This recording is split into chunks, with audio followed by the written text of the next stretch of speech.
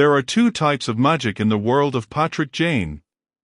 The first is the kind he renounced, the cheap illusion, the carnival trick, the psychic fraud he used to build a fortune on the grief of others. The second is the kind he can't escape. It's the magic of deduction. A trick of the mind so seamless, so instantaneous, that to witness it is to believe, for a moment, in the supernatural. Today, we're not breaking down a simple case. We're watching a master magician return to the stage. This is The Mentalist, Season 1, Episode 19, Red-Handed. The setup is deceptively simple. A famed abstract painter is found murdered in his studio, a single, brutal stab wound to the chest. The obvious clue.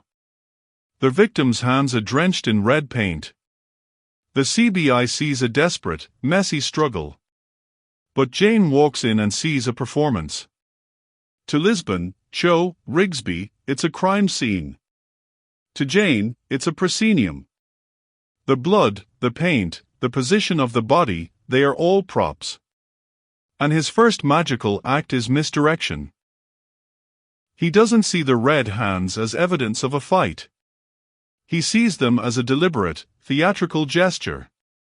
A magician's flourish meant to draw the audience's eye away from the real secret.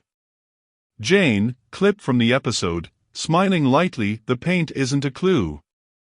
It's a curtain. The suspects are the painter's inner circle, a jealous rival, a bitter ex-wife, a manipulative art dealer. Jane engages them not with interrogation, but with cold reading, the very skill he used as a fraudulent psychic. Watch his technique. He makes vague, high-probability statements about their relationships, their resentments. He observes micro-expressions, a flicker of the eye, a tightening of the jaw. He's not asking questions to get answers. He's asking questions to watch them react. It's a psychological séance. He conjures truths not from the ether, but from involuntary human tells. And in doing so, he identifies the one person whose reactions aren't just guilty, but rehearsed. The core of the episode is a sequence of pure magical theory, the Force. A magician's technique where you offer an apparent free choice, while secretly controlling the outcome. The murder weapon is missing. Jane knows the killer must have hidden it somewhere only they would think to look. So, he gives each suspect an apparently free choice. Where would you hide something of great value? He presents options, listens to their reasoning. But the test isn't where they choose. It's the psychology behind their choice. The art dealer thinks of market value. The rival thinks of symbolic places. But one person's answer doesn't fit their profile.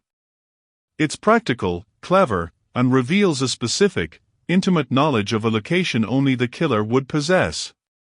Jane hasn't found the weapon. He's forced the killer to reveal the blueprint to its hiding place.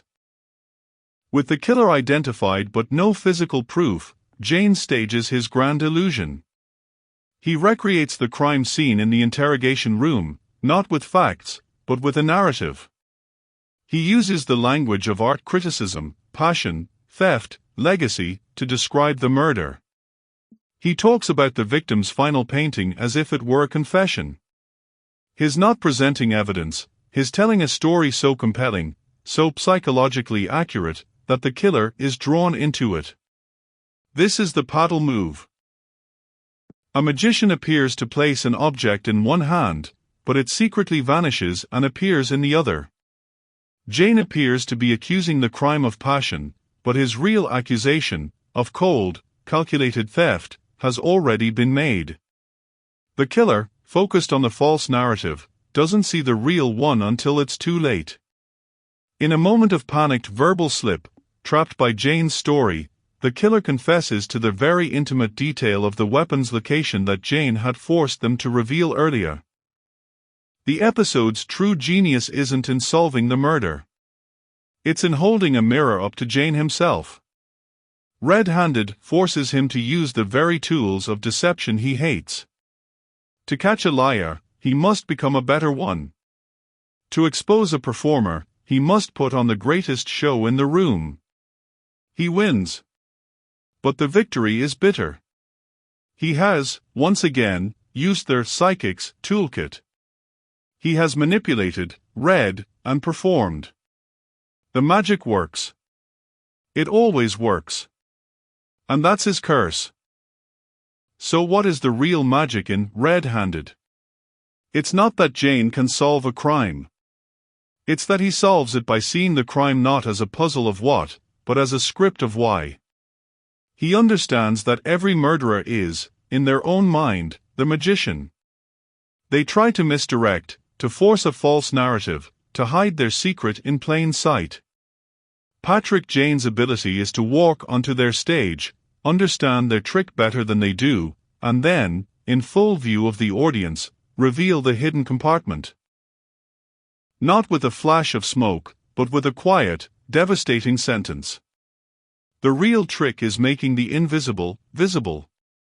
And that, in the end, is the only magic he believes in. What's the most magical Jane moment you've seen? Let's discuss the art of the mentalist in the comments below. Thank you much for watching. This is Big Idiot making another great video. If you want more, please subscribe and leave a like.